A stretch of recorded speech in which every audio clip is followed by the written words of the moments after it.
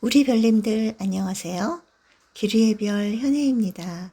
지난 시간에 좋은 인연에 대해 얘기했었죠?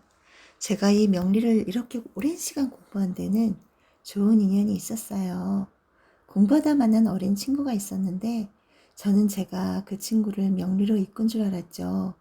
그런데 어느 날 문득 생각해보니 그 친구가 저를 이끌었더라고요. 아니면 벌써 그만두었을 수도 있었는데 말이죠. 그래서 나를 여기까지 있게 해준 그 친구에게 늘 고마운 마음을 갖고 있답니다. 세상의 인연이란 어떻게 다가와 나의 인생에 어떻게 들어오는지 아무도 몰라요. 나중에 알게 되지요. 우리 별님들과 알게 된 인연. 그래서 더욱 소중하게 생각합니다. 자, 그럼 두 번째 맞이하는 명리 수업. 오늘은 만세력 보는 법에 대해 공부해 볼게요. 만세력은 플레이스토어에 들어가셔서 설치하시면 됩니다. 만세력이 무엇이냐? 이것은 사람의 생년, 월, 일, 시를 기준으로 천간과 지지로 구성된 사주팔자를 보여주는 표 또는 프로그램이라고 할 수 있어요. 천간에 10개, 지지에 12개, 이것을 조합해서 60갑자를 만들어요. 거기에 년, 월, 일, 시에 각각 하나씩 붙여서 총 8글자가 됩니다. 만세력의 역할은 태어난 순간의 기운 흐름을 알려줘서 운세, 성격, 건강, 직업, 인간관계, 결혼 등 다양한 걸 유추할 수 있어요. 자, 그럼 하나씩 살펴볼까요? 만세력에서 이 부분은 우리가 흔히 말할 때 사주 원국이라고 해요. 원래 갖고 있는 우리의 바코드, 바로 그 사주 원국이에요. 이렇게 기둥이 하나하나 4개가 있어요.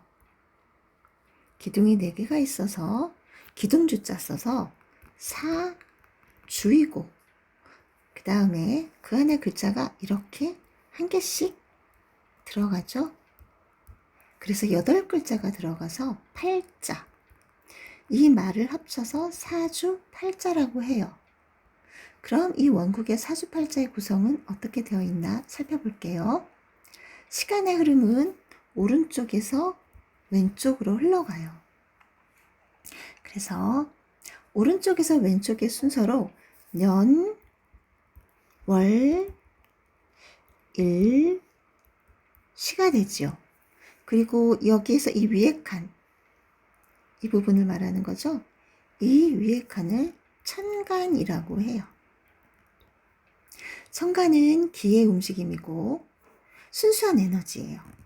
실체가 없으며 그 사람이 겉으로 드러나 보이는 모습이고 시간의 에너지고 일이 이루어지는 타이밍이 결정돼요. 언제 합격하나 언제 승진하나 이것은 이 천간이 결정한다고 볼 수 있어요. 이 아래의 칸, 얘네들이죠. 이 아래의 칸은 지지라고 해요. 지지는 이 천간이 기라면 지지는 질이에요. 기와 질로 나눠져 있는데 이 지지는 질의 움직임이고 복합적 에너지이고 공간을 나타내며 우리가 살아가는 환경을 나타냅니다. 그래서 이 지지는 훨씬 더 복잡하고 얽혀 있어요. 다시 한번 정리해 볼게요. 천간, 어떤 에너지요? 순수한 에너지. 실체 없어요. 그리고 겉으로 드러나 보이는 모습이고 시간 에너지예요. 그래서 타이밍이 여기서 결정이 되는 거예요. 자, 그럼 지지는 천간이 기라면 지지는 질이라고 했어요. 그래서 얘는 복합적인 복잡한 에너지예요. 그리고 공간을 나타내고 우리가 살아가는 환경, 내가 처해 있는 현실, 그렇게 이루어지죠. 그래서 이 지지는 훨씬 더 복잡하다고 했죠. 그게 이 지지가 바로 우리가 직접 연결되는 우리가 살아가는 인생사가 여기서 다 이루어져요. 그래서 천간이 이상적, 이상적이라고 한다면 지지는 현실적이에요.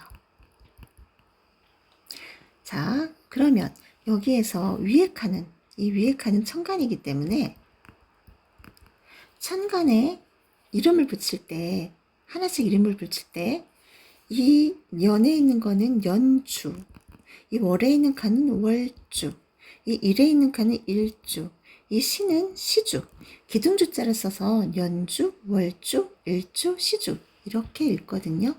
이 년과 천간의 간을 합쳐서 이 첫 번째 칸은 년간, 다른 색깔로 해볼까요? 이 첫 번째 칸은 년간, 두 번째 칸은 월간, 세 번째 칸은 일간, 네 번째 칸은 시간. 그럼 지지도 그렇게 이름을 붙이겠죠? 지지는 첫 번째 칸은 년을 따고 지지의 지를 따서 년지, 월지, 일지, 시지 이렇게 이름을 붙여요. 이 중에서 이 일간은 즉 내가 태어난 날의 천간, 이건 바로 나를 나타내는 글자예요. 그래서 누가 무슨 일간이에요? 라고 묻는다면 여기를 보고 얘기하는 거예요. 그럼 나머지 칸도 누구를 나타내는지 다 자기 자리가 있겠죠? 그 각각의 자리를, 하나하나 각각의 자리를 궁이라고 해요. 그래서 연주, 여기는 조상궁. 자, 월주, 이 자리는 부모, 형제궁. 여기는 나라고 했잖아요. 그럼 이 밑에 있는 이 자리는, 일지는 바로 배우자궁. 여기 이 자리는 자녀궁이 됩니다. 이렇게 육친을 나타내는 것, 이런 것들을 육친이라고 하는데요. 이 육친을 나타내는 건 궁으로도 나타내지만 나중에 십성이라고 배울 거예요. 그것으로도 이 육친을 나타냅니다. 이렇게 육친을 나타내는 것 말고도 이 년간의 연주, 이 자리는 국가, 연주 전체를 말하는 거예요. 이 월주는 사회, 여기는 사회공이에요. 그리고 여기는 또 이 두 개는 나의 가정사, 이 시주로 갈수록 더 깊은 개인사가 됩니다. 또 이 기둥 4개로 나의 살아가는 시기도 알 수 있어요. 이 연주는 유아기, 여기는 청년기, 여기는 장년기, 여기는 노년기, 말년기라고 볼 수가 있죠. 그리고 남자를 나타낸 남명, 남자의 운명을 나타낼 때는 건이라고 말하면서 하늘 건자를 써서 이렇게 한자를 써요. 이 글자가 나타나면 아, 건명이구나, 남자구나. 그럼 여자는 곤이라고 해서 한자로 이렇게 나타냅니다. 그러면 아, 이거는 여자구나 하고 알 수 있죠. 그 다음 이 밑에 여기 세워진 이 기둥들, 여기를 볼까요? 여기 숫자가 10단위로 커지는 이 기둥들은 대운이라고 해요. 여기서 자 보시면 대운수 8 이렇게 써 있죠. 이거는 10년씩 운이 바뀌는 건데 대운은 이게 8단위로 바뀌는 거예요. 그래서 여기 사주 같은 경우에는 8, 18, 28, 38, 48, 58, 68, 78 이렇게 되어 있잖아요. 그럼 8살, 18살, 28살 이 기준으로 나의 운이 바뀌는 거예요. 그래서 10년씩 운이 바뀌는 거죠. 우리가 사주 보러 갈 때 대운이 이번에 바뀌세요 라고 하면 아, 나 좋은 일이 생기는 건가? 라고 생각하실 텐데 그게 아니고 10년씩 나의 운이 바뀌는 그 시점이 되는 거예요. 그 대운이 좋을 수도 안 좋을 수도 있겠죠. 그래서 이 대운은 어떻게 보냐, 이거는 계절로 보는 거예요. 그래 내가 태어난 이 기준은 월주잖아요. 월주는 내가 봄, 여름, 가을, 겨울 어디에 태어났는지 알 수 있죠. 그럼 내가 태어난 계절에서 다음 흐르는 계절이 있어요. 봄, 여름, 가을, 겨울 또는 역으로 봄, 겨울, 가을, 여름 이렇게 흐르기도 해요. 그 흐르는 계절, 그 흐르는 계절을 보는 이게 바로 대운이에요. 그래서 이 대운은 그럼 어떻게 세우느냐 하는 건 나중에 알려드릴게요. 지금은 처음이라 어려울 수 있어요. 그 아래의 기둥들, 얘네들은 세운이라고 합니다. 세운은 2023, 2024 이렇게 년 단위의 운이에요. 그러면 연운이라고 하지 왜 세운이라고 할까? 근데 보통 세운이라고 하거든요. 왜 세운이라고 했을까요? 그건 예전에 목성을 세성이라고 했어요. 세성이라고 해서 이 목성은 1년에 한 번씩 이동을 해요.